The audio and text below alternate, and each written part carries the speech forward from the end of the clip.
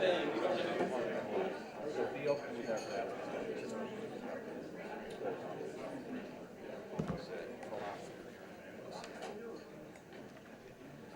good morning, everyone. Let me, if I can, ask everyone to take their seats and we can get our meeting underway. I think we have an interesting agenda this morning, and as it's often happened, we have some good news this morning, I think, in terms of how the fund's doing, which should make everybody, I think, feel good about it. So, if we can go, and we have an outside speaker, so... Yes, thank you, Max. I just want to introduce Joon to our audience. Joon is the president of Palo Alto Investors, who is an investment with UNC Management has an investment there. He's been the president of Palo Alto Investors for some time and joined Palo Alto Investors in 1998. And in 2001, they launched the Healthcare Fund, which he has co-managed since that time, with an annualized performance of 15.7%. He brings clinical expertise and medical industry expertise to the management of Palo Alto Investors. Before this and during his time at Palo Alto, he served on Stanford's radiology staff and has his doctorate from Duke and his BA from Harvard. So with that, I'd like to introduce Joon.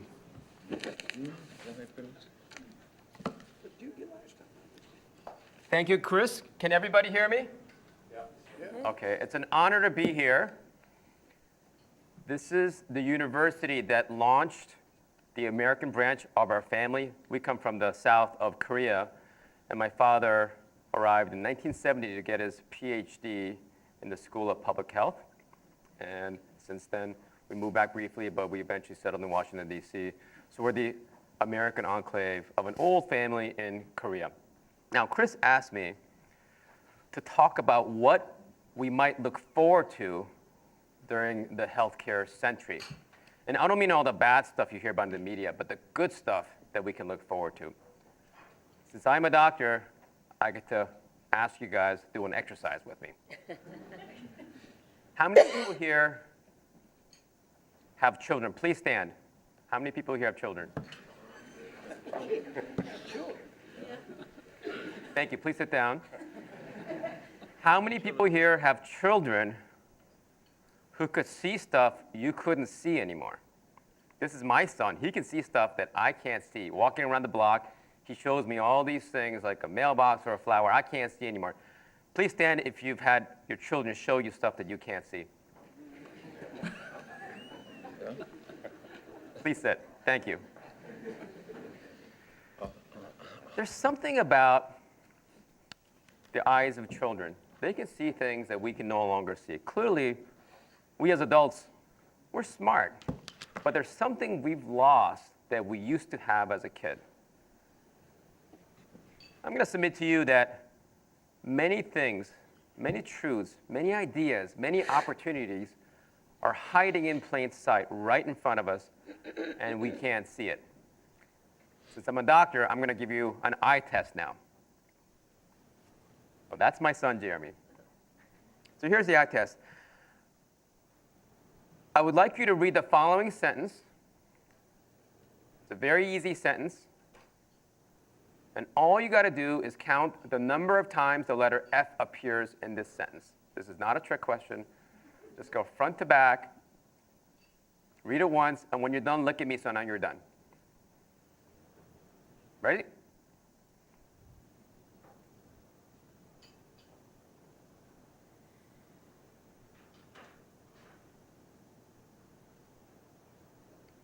Please look at me when you're done. Okay, how many people saw all three? Most of you. How many people saw 4? A couple of you. Anybody see 5? Way in the back. Oh, right here too. Okay, so the real answer is 6. And now that you know the answer, see if you can see all 6.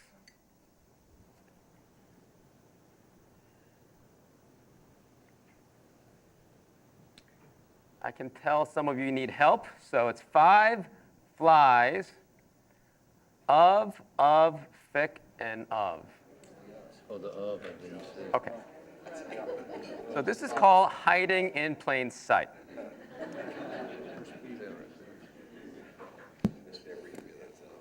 So the good news is there may be many incredible things, incredible opportunities that are the F's of society. All we got to do is call it out. So that's the process we're going to take today to show you the amazing things we can look forward to during the healthcare century. Essentially, what is happening as we exit childhood is we switch from being a camera to being a projector. When we're young, we're highly sensate, and then once we get to the puberty age, we stop listening to the world. And anybody that has teenagers knows exactly what I'm talking about. I also want us to think about truths, the F's, that are outliers. Those are the ones that are going to make the greatest difference. We all know that if you're part of the pack, there's not that much value. It's the outlier ideas that make a difference. Warren Buffett said, this is in his book, Berkshire Buys When the Lemmings Are Headed the Other Way. There's only one issue with doing this, which is lemmings are not herd animals. The idea that lemmings are herd animals was invented by Disney in 1957. They went to Canada to shoot the movie about lemmings jumping over the cliff. Turned out they were all solitary rodents, so they had to stage the whole thing. They threw them over the cliff together. It was mass murder. Everybody recanted. Biologists have written article after article defending the independent nature of lemmings, and yet to this day, everybody still uses the lemming metaphor to describe herd behavior. In fact, I would argue that the misuse of the lemming metaphor to describe herd behavior exemplifies herd behavior. Yes, people pretty much have their head in the sand. Well, guess what? Do you think ostriches actually put their head in the sand? You don't have to look it up. They don't. That whole thing is made up. The idea that ostriches have their head in the sand itself shows you how much we have our head in the sand. Okay, so the lemmings just can't catch a break. This is now on the American Medical Association's website today. I mean, they're being compared to doctors. We know doctors like conformity. We dress them the same. We train them for conformity. This is not a bad thing. As patients, that's exactly what we want out of our physicians. We want physicians that know the practice guidelines, standard of care. This is a good thing for patients. From an investment perspective, of course, it's a catastrophe. In fact, independent thinking is ridiculed in clinical rounds and is litigated in clinical practice. So much of medicine is about the standards. Again, good for patients, not so good for investing, and not so good for innovation.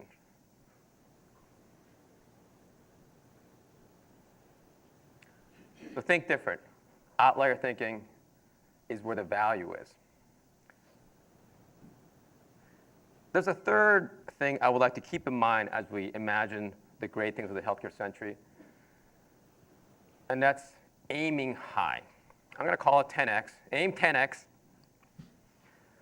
I'm in my mid-40s. I'm 45, and a lot of people I know by my age start aiming too low.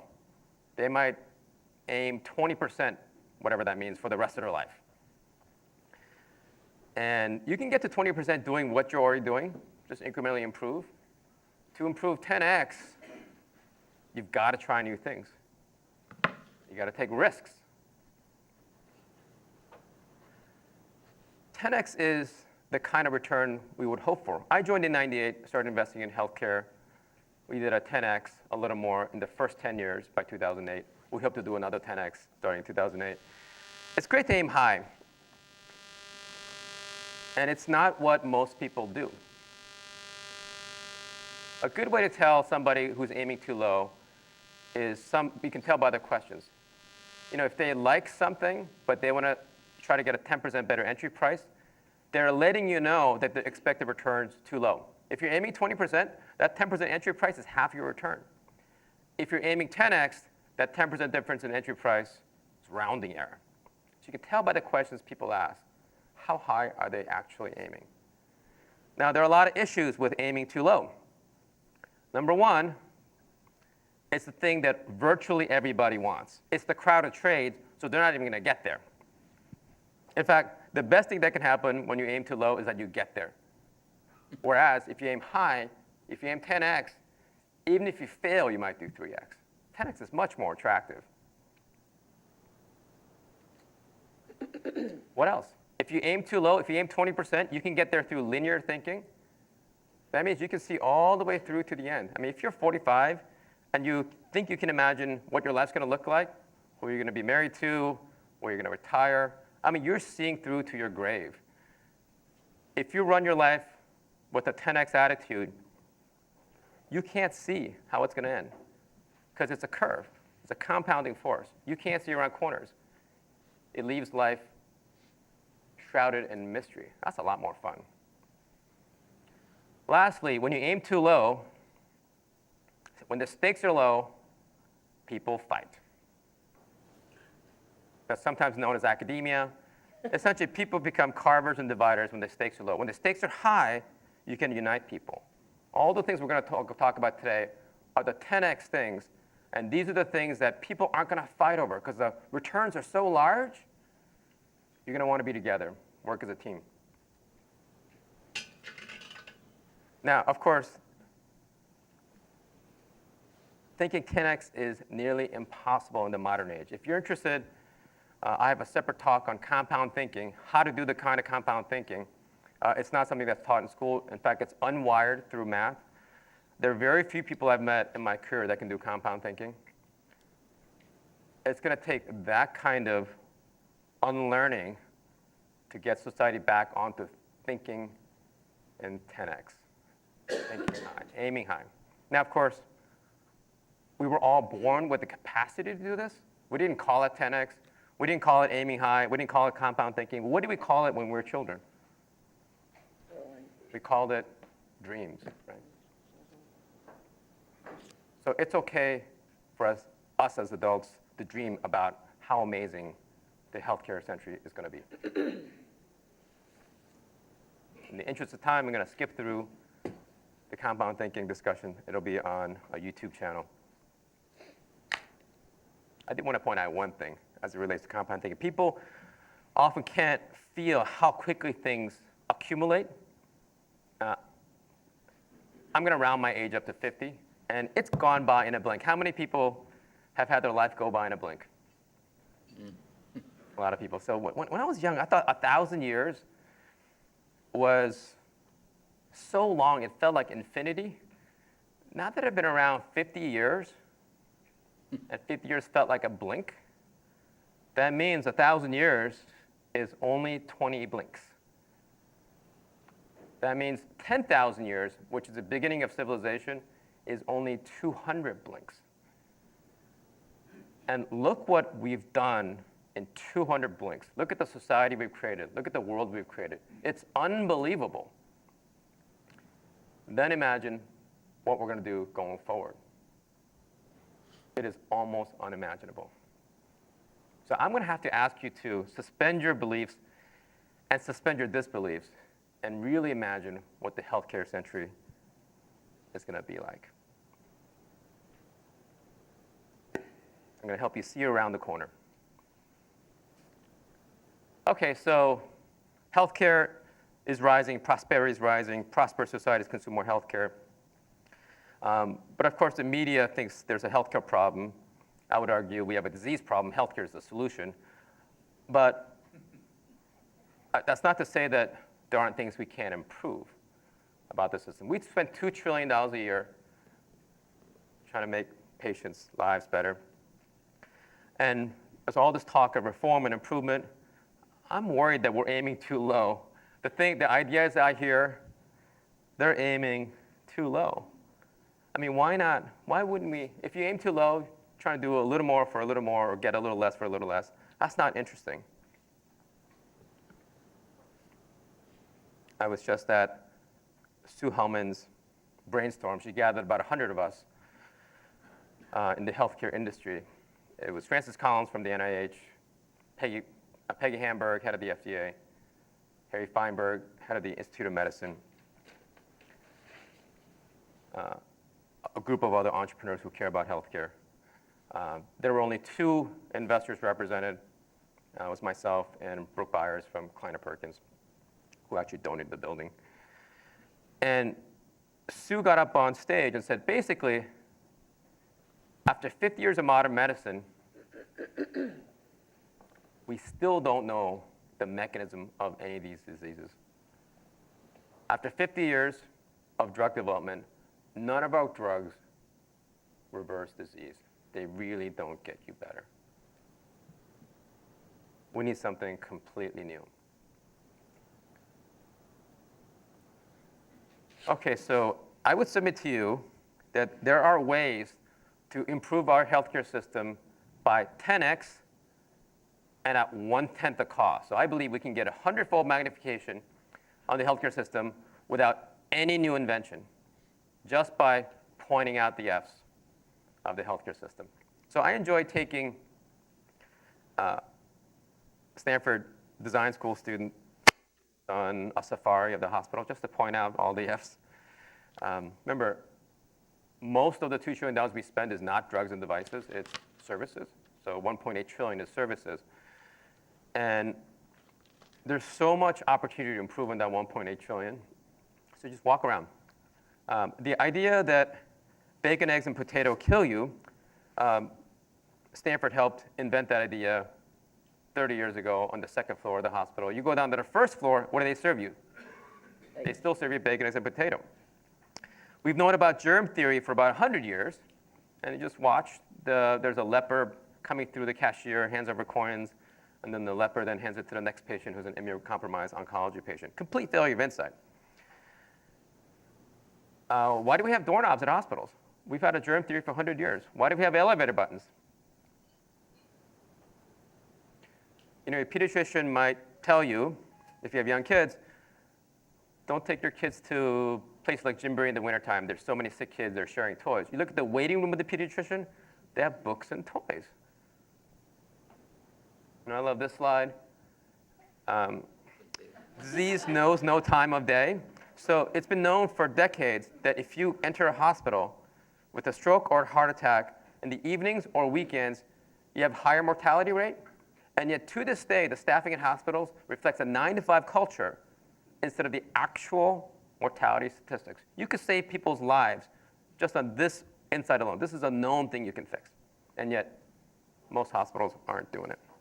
So these are like easy ways to solve billions, if not hundreds of billions out of the system. Don't get people sick. But what about that 200 billion in the drug industry? The drug industry currently masks your problem. So if you take a drug for something, your body actually gets weaker. Anybody here drink caffeine? Everybody? So a caffeine is a great pick-me-up, but if you drink it every day, what happens? You actually get more tired in the background, right? Your baseline gets more tired. If you take a sleeping pill every day, your baseline gets more awake. If you take steroids all the time, you become steroid deficient. If you take Prozac every day, you actually become, you go into serotonin withdrawal, you get more depressed. So every one of our drugs decompensates our body because the one thing our body's good at is getting back into homeostasis. So if you fast forward and go to a nursing home, our grandparents are on 25 medications maxed out on every dose because when they miss their dose, they get the rebound disease, they got to keep taking more doses, more drugs, and they're maxed out. Is the disease getting worse, or are they decompensating because of all the therapies? So that's an intractable problem. We like investing in things that are valuable to patients. There's no doubt these drugs help in the short run. In the long run, it looks like it actually undermines your body. Is there a better way? I mean, we have all these hypertension drugs that lower your blood pressure, but while you're on the drug, your blood pressure starts rising. And if you miss the dose, you get this rebound hypertension. Well, that's kind of scary. Is there a better way? What would nature do? In nature, we exercise. And when you exercise, you raise your blood pressure, and your body fights it by lowering it. In medicine, when you lower your blood pressure, your body fights it by raising it. So the question is, should we put exercise in a bottle? should we give people blood pressure raising medicines as a way to treat their high blood pressure? So we mentioned this to the medical community. 100% of them puked it up, which made us smile. So that's an original idea. That's an outlier idea. We did an ethnography study on the doctors. Why couldn't they consider this possibility? High chance of being wrong. If it's right, it could transform all of pharmacology. And what they said was, we took the Hippocratic Oath. We all swore we would never do this. In order to get their license, they swore they would never do it. That was the insight. So we filed method of use patents on every drug in the market for the exact opposite. So people say we own half the industry. I would argue we own the better half. Speaking of owning half the industry, here's another thing that's been hiding in plain sight for 100 years. We've known for 100 years that women's diseases during their reproductive age have a cyclical variation. The biology you need to know is a woman's body undergoes change in the middle of the cycle. She needs to remodel the immune system because there's a foreign body that might implant. It's called a fetus. So because of that immune upheaval, if you track all the chronic diseases that women have, it has a cyclical variability. Things like lupus, MS, psoriasis, they're all worse in the second half of the cycle. It's better in the first half because this change is underwritten by the neurologic system, although psychiatric and neurologic conditions are worse in the second half. Depression, schizophrenia, epilepsy. We've known this for 100 years, and yet, how do we treat them? We give women the man dose, the same dose all month long. So all the women are basically overdosed during the first half of the cycle and underdosed during the second half of the cycle. Part of the issue is most of the clinical trials are run on men. So this has been known for 100 years, and yet it is just hiding in plain sight. One of the ways to improve women's health is to offer their medicine in a contraceptive pill pack format. Lower dose in the first half, higher dose in the second half. We own all the patent estate in this area. Again, the world can have man's medicine. We own women's medicine. We own the other half. Okay, I want to get to something a little larger than 10x. Might as well dream big. What's the highest way we can aim? What's the million X we can look for today?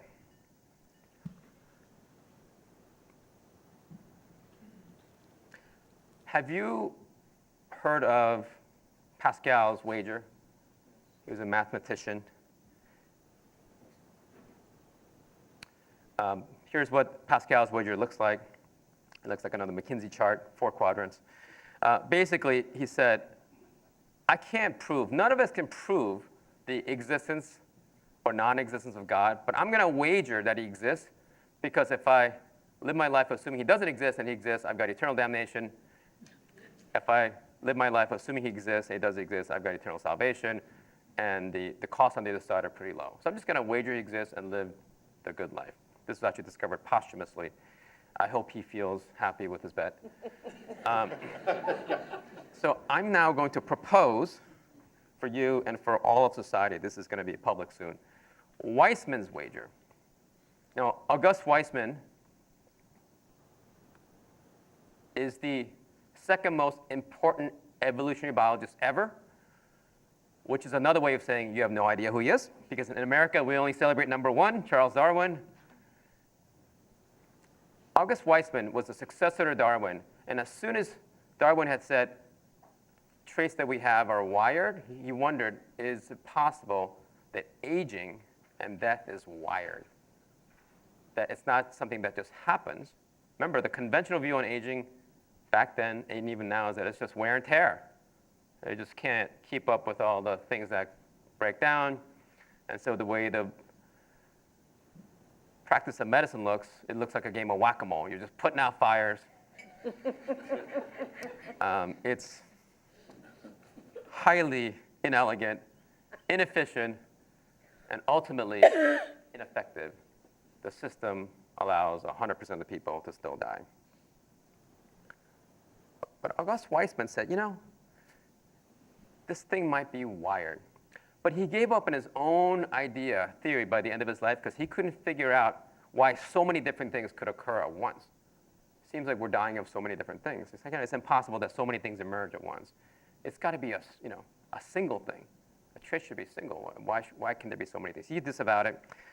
And then the notion was put to death semi-permanently in the 1950s by a Nobel laureate named Peter Medawar, who basically said, any trait that emerges after reproduction cannot be selected for because you've already passed on your genes. So if you talk to any gerontologist today, and you talk about is aging programmed, they said it can't be because it occurs after reproduction. So that comment from a Nobel laureate killed the field. And yet, I could counter-argue Medawar's argument. Grandmothering is a trait that alters your fitness. Right? That's an easy thing to think about, right? Because it helps it helps the evolutionary fitness of your grandchildren. The Hefner hypothesis. I mean, you've got 60-year-olds marrying 20-year-olds. That clearly is a trait that emerges after your 40s, and it affects your fitness. Who knows this movie? Logan's Run. This is Farrah Fawcett's movie debut. Logan's Run, when you look back, people have always imagined these things. Logan's Run was, you get to be a certain age in a world of finite resources, you actually want to terminate aging individuals to make room for the better ones. How many people here believe their children are better versions of themselves? I know mine are. I think most of you probably believe that, right? Better version of yourself. Oh. Our children are better versions of ourselves. That's essentially what nature does, is we get better members, and then we get out of the way. It's such an elegant solution in a resource-constrained world. And nobody raised their hand. That was Logan's Run's premise. And of course, they wanted to live forever, so they tried to escape. That's the Sandman on the left.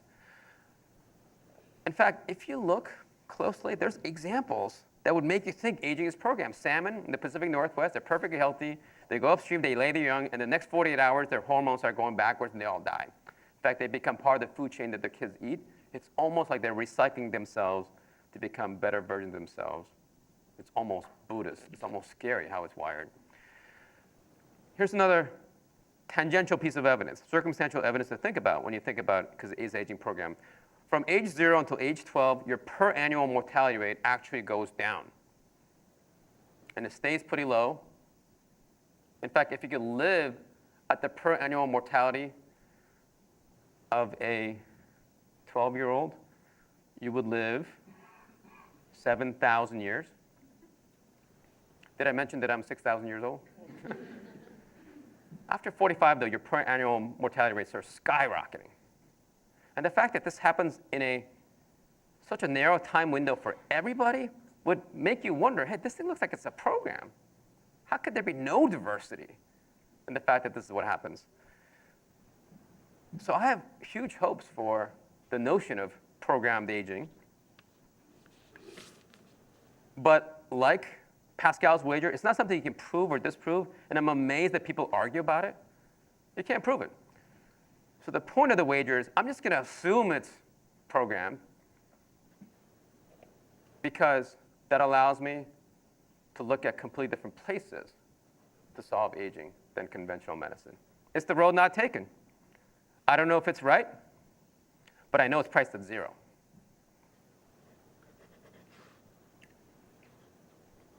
In fact, the idea of programmed aging first emerged in cell biology in the 1950s. They noticed that every cell has the programmed death genes. All the cells in our body, 100%. That idea took 25 years for the scientific community to accept, and now everybody accepts it as a consensus. Well, by fractal theory, anything that happens at the lower scale should happen at the higher scale, just like solar systems look like atoms. That's Mandelbrot's fractal theory.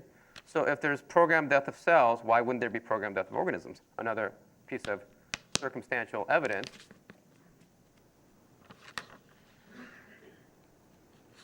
I believe that programmed death exists.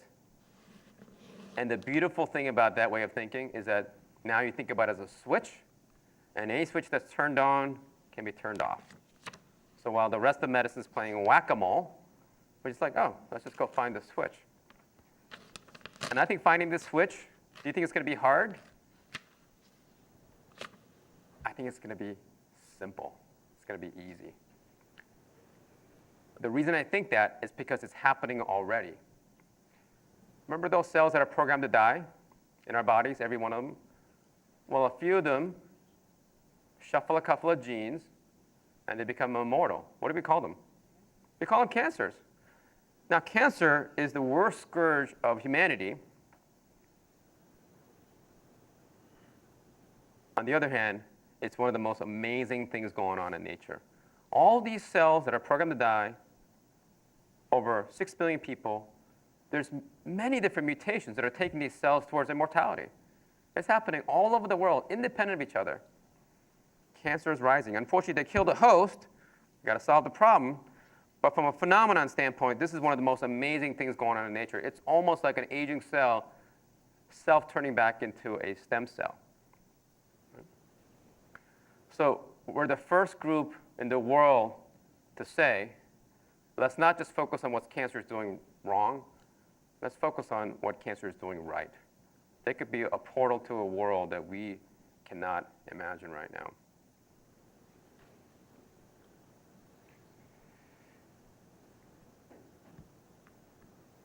Bob Marley said, your worst enemy could be your best friend.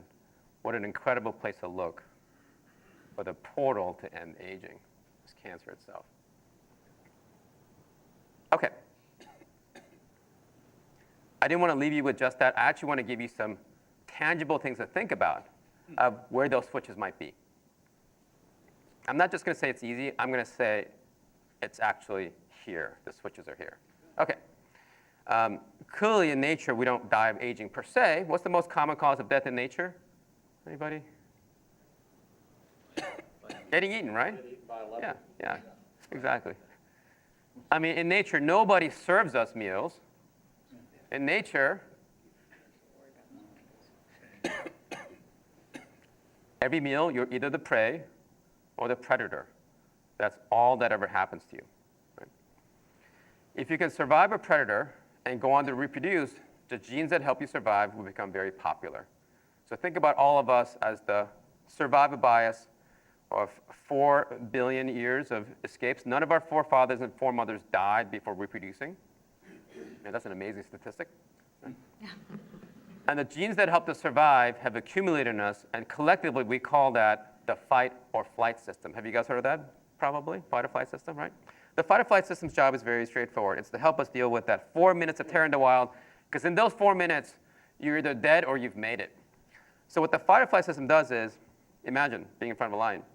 You become more alert, your blood pressure, it raises your blood pressure, turns on your immune system, it shuts down long-term projects like digestion and reproduction, and it'll flood your body with sugars. Now, if you revisit the so-called disease of aging, it's nothing more than the fight or flight system turned on all the time. Being alert all the time is called insomnia. Blood pressure being high all the time is called hypertension. Immune system being turned on all the time is called inflammation. Digestion being shut down all the time is constipation. Reproduction being shut down all the time is called infertility in women, and men we call it erectile dysfunction. Flooding your body with sugars all the time is called diabetes. Every so-called disease of aging is basically one disease. It's the tilt of the fight or flight system. Remember, the fight or flight system is your homeostatic mechanism. It's part of your autonomic nervous system, which is the lay way of saying it's your automatic nervous system. And it just goes off homeostasis as we age. It's a single switch. It explains all the diseases of aging. Medicine is mystic because they're all looking at the genes, and everything is siloed. You take one step back, it's one disease. Is this predictive? Well, so, people say wrinkles. They have their theories on wrinkles. If you dip your hand in water, pull it out, it wrinkles. It's momentary. But when it's turned on all the time, it looks like the wrinkles of aging. Hair loss, they say it's your mother's dad's genes. What does a cat do when you're scared? It releases its hair. It's an escape instinct, try to get away from the predator's claws. It's when it's turned on all the time, we call it baldness. So all the disease of aging is basically the autonomic nervous system tilting, the automatic nervous system tilting towards the fight or flight side. So I believe this is one of the switches. This is one of the Occam's razors that explains everything in medicine. You know, and it finally makes sense. I mean, if you were to stack up all the medical textbooks, they look like this. So the list of diseases is getting longer and longer, right? But the list of symptoms that characterize all human disease, there's still only like 20, right? Every disease is still going to be dizziness, nausea, vomiting, fever, pain. I mean, just only a few things really ever go wrong. All of these symptoms are controlled by the automatic nervous system. A way for you guys to think about this is, I have a video interview I've done with my son. He's 10, and he's now 10. He says, "Daddy, why can't you go on a roller coaster?" Well, I says, "Because I get dizzy and I puke." He's like, "Well, I don't get dizzy." What's happening is, when you do things like somersaults, you're doing a 180 and a 180 again. And when you're young, your automatic nervous system recalibrates you so you come out completely intact. At my age, you do that, and you're off balance. You can't get back into homeostasis. What we've lost is the ability to get back into homeostasis. When we're young, we can stay up all night, and by the second day, we're fine. At my age, you know, you go to a Lady Gaga concert and stay up too late, you're like suffering for days. It takes a week to recover. When we're young, you catch a cold, you're sick for 2 days, you're totally fine. Now, I catch a cold, and it takes about a week. For my parents, it takes about a month to recover from a cold. We just can't get back into homeostasis. You know, when you're young, you can look at things far away, nearby, and you're constantly reachieving homeostasis. Now, at my age, I mean, it doesn't get back to homeostasis. I'm just a little off, right? These are all the same things. What we're losing is the ability to get back into homeostasis. Think about the somersault example, and think about that happening in your pancreas, and your liver, and your thyroid, and your kidneys. You just can't get back, and that's what is disease. We can't get back to homeostasis. All right, so I thought about where's the switch for homeostasis? There's a little organ called the hypothalamus that is kind of the switchboard for the entire autonomic nervous system. It's where all the inputs and outputs are. It's also what controls your stress response, your endocrine, your growth hormone, all that stuff comes from the hypothalamus. It's a tiny little organ.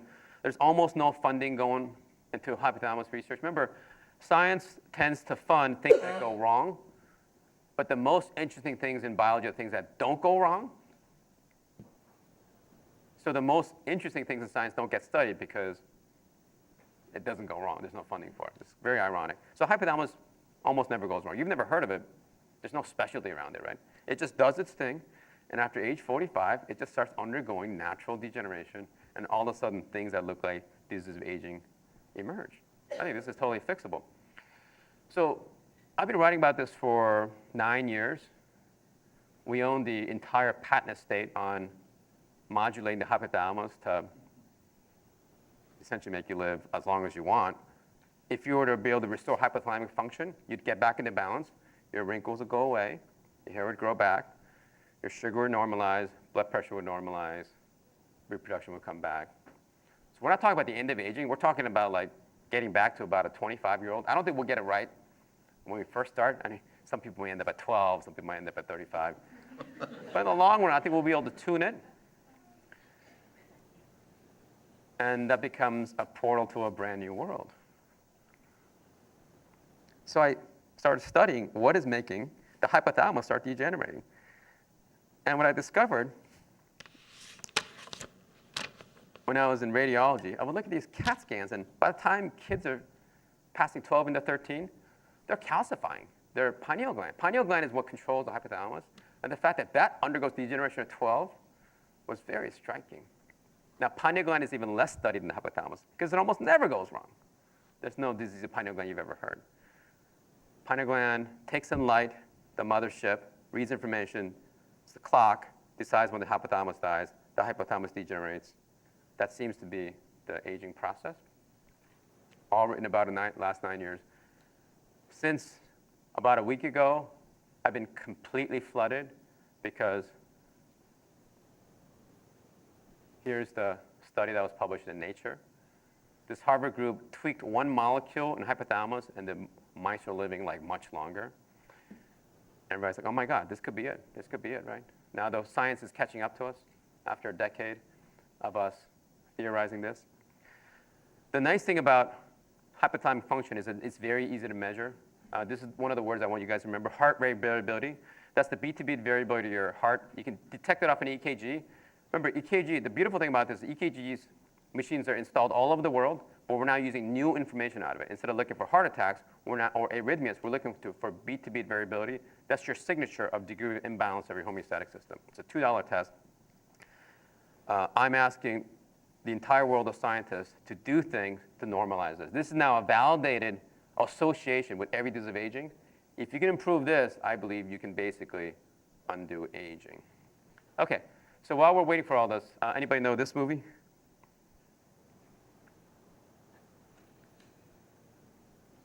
Blade Runner, yeah. So I believe the switch I just told you is just one of many. Because if you think about how you would design in death, you would either disrupt the regulatory mechanism like the autonomic nervous system, or you would kill the clock. Chris is giving me the clock sign. And or you would destroy the repair mechanism. There's multiple switches. And I believe you can slide back down the aging hill. This is not a linear process you can get back. And in fact, what it shows is that we've got a young body in all of us. We just are showing these features of being in balance, but I think that's all correctable. So what can you do now? This is what I want to leave you with because it is 10:30. I think this stuff's going to happen naturally in the next 25 years, but I would like to pull it up to about 10 years. There's a lot of lives at stake here. I'm donating money into foundations to do this kind of research. We're donating all of our patent portfolio. We want to see society win. Aim high, you bring people together.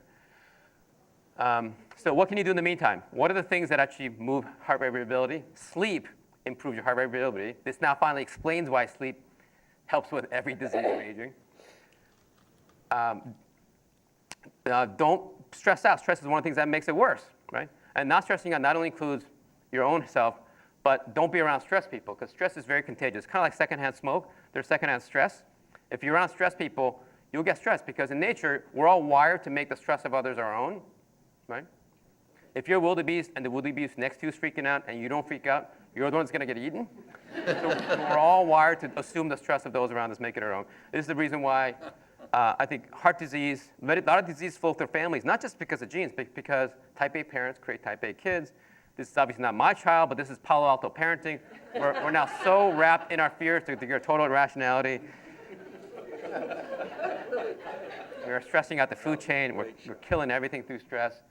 I'll skip this. And then, of course, exercise. But I'm going to tell you something even deeper than exercise.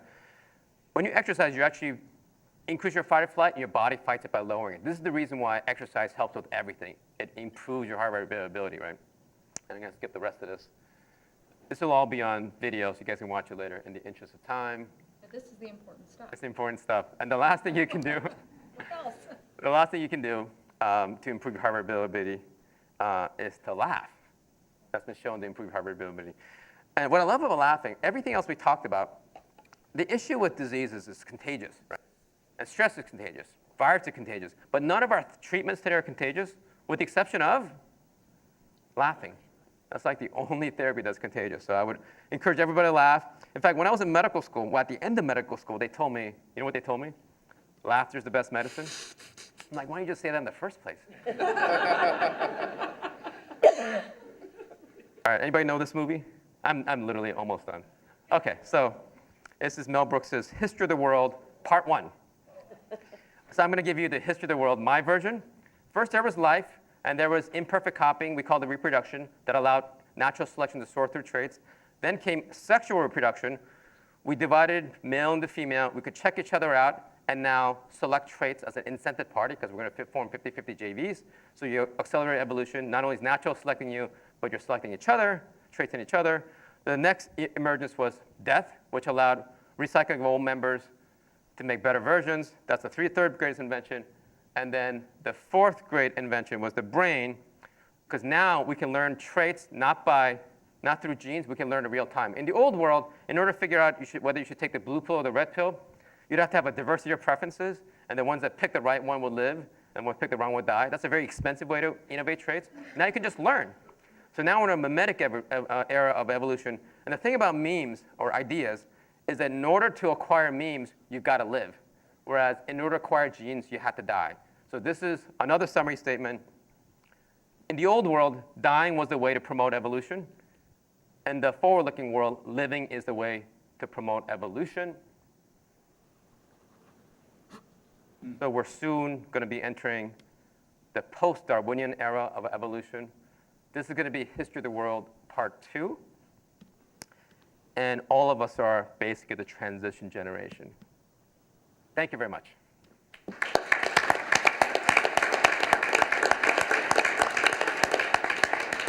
And I'm sure there are no questions. But can I ask you a question before you Sure. go? I mean, I think we all have a great interest in longevity. So there's no question about that. That was funny. But this particular group is also interested in financial success.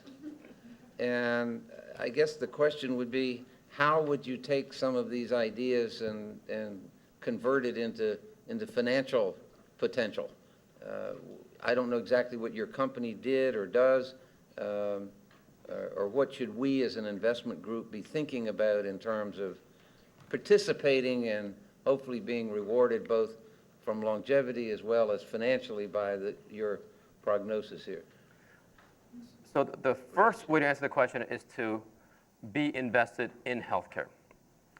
So I think healthcare is going to end up being, I think people are in for a shock. Essentially, it's probably going to end up being half of GDP and half the market cap. So overall, I would allocate to the sector, and especially from a pension fund, because my industry is increasing your liabilities. So if you want a natural hedge, might as well invest in healthcare as a way to hedge out the longevity risk. It's coming. So I would look. The second thing is, because so many things in healthcare don't work out, the way we're doing science, there's so much hit or miss, you want to be very specific. You want to be really concentrated on things that are going to work, which that's how you're going to generate the excess alpha. So you want to be investing in things that are going to be high value. Luckily, government makes it monopolistic, so you get 15, 20-year monopolies, pricing power. And you want to focus on things that save the system money relative to the alternative. That's how you get protection under sort of any sort of healthcare environment, whether it's cost constraint or growth. So those are the things I would be looking for. Okay, if you have more questions, I need to leave the room for John and Max's sake. So my email is, I think Chris has it. Please email me your questions. Keep going with questions, okay. Yes. There were other pictures up there. I saw dessert, I saw yoga. Yes. What am I supposed to do with that? Eat more dessert? While doing yoga? Okay, so I'll just walk you through without showing the slides, because again, in the interest of time. So when we think exercise, we're envisioning like doing Ironman. Really think about expanding your dynamic range, right? So the way to return your hypothalamus to health, you want to actually stretch yourself. Not just physically, yoga. Remember, everything about the modern world is ergonomically neutral, so we're unstretching. So we become stiffer, our muscles go away, or we sit this way, we drive this way, we type this way. Yoga is the opposite, right? The more you stretch yourself, the more your lean muscle stays around, right? So but metaphorically, think about the same thing. We should be living in all sorts of temperatures. We have the robustness to survive 40 degrees and 100 degrees easily. And yet in the modern world, the minute it's 55, mommy puts a coat on the child, and we're debuffering. Our dynamic range is narrowing. In fact, when I gave this talk to our clients 10 years ago, clients stood up and said, my wife can tell the difference between 69 and 71. That's a catastrophe. That means your dynamic range is so narrow, you're completely brittle. You're losing that homeostatic ability, right? Same thing with light. We're supposed to live in light during the day and darkness at night. We're supposed to have this huge dynamic range. How we're actually living, we're indoors all day. Dermatologists put sunblock on us. We got sunglasses on. We don't get enough light during the day. At night, we have all these lights on. So we're losing the dynamic range of our light, which affects our melatonin. And all these domains really start stretching out your dynamic range as a way to improve your health. The thing about desserts. Okay, so this one's a complete speculation on my part. I eat a diet of 1. I basically don't eat animals that have endured stress, because I believe stress hormones are communicable. Stress is highly contagious. If they've had a miserable life and they have high cholesterol, diabetes, and hypertension, and I eat them, I'm going to get all the stress hormones, and the stress is going to come to me. Why would I do that? So I believe all the health movements are right for the Occam's razor, that it increases stress in food. Same thing with plants. Plants get sweet when they're stressed out through the hormone ethylene. Animals get fat through their stress hormone cortisol. And then we combine the worst stress hormones of animals with the worst stress hormones of plants, and we call it dessert, right? That's essentially what all desserts are. It's a combination of fat and sugar. And I only show the slide up there. Dessert spelled backwards is stress. I mean, What animal would you eat that is not stressed? well, I certainly wouldn't eat humans. So the, I think what we're dealing with, wild. So what you want to do is you want to eat as close to the vine as possible when it comes to plants, because anything that's transporting is undergoing stress. And once you pluck it from the mothership, it's undergoing stress. One cut starts the stress process. 1 million cuts is called processed food. So don't eat processed food. Eat close to the vine, non-GMO. Animals, you want wild, cage-free, grass-fed, because corn is highly processed. Corn is a high-stress corn. So might as well eat low-stress grass. All these things are flowing through the food chain. So that's what I do. I'm making all this up. This stuff I'm making up. I agree with that. So I call it the food rule of one, because everybody's got their food rule, and I can't remember that many rules. In fact, Michael Pollan only got it down to 64 rules. I can barely remember 7. So I've got it down to food rule of one, which is treat food well, it'll treat you well. You stress food out, it'll stress food out. So it's about provenance. It's like art. You got to figure out where it came from.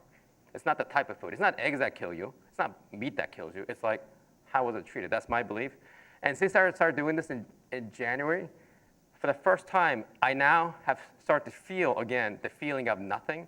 And that's my new definition of health. I didn't know I was sick until I felt back in balance. That's what health is supposed to feel like. Remember how you used to feel when you were in your 20s? You didn't feel healthy. You just felt nothing. All these PR firms are trying to figure out what is the definition of health. The feeling of health is the feeling of nothing. It's being in balance. Thank you very much. This started last January? Wait a minute. You mentioned we could see this on YouTube. Yes, this will all be available on YouTube. This is all happening like in the span of a month. My phone is now ringing off the hook. I'm donating this through a foundation, all the IP. I'm donating money to make these happen. I'm putting all the videos online.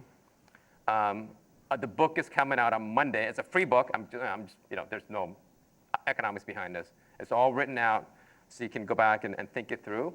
In fact, I would love for you guys to add to it. I mean, what would be fun is if we all gather together and start working on this together as the grand challenge that's before us. Because we all benefit. I mean, the returns are so large. There's plenty of return to go around, plenty of extra decades for all of us to enjoy. So all that would be available online.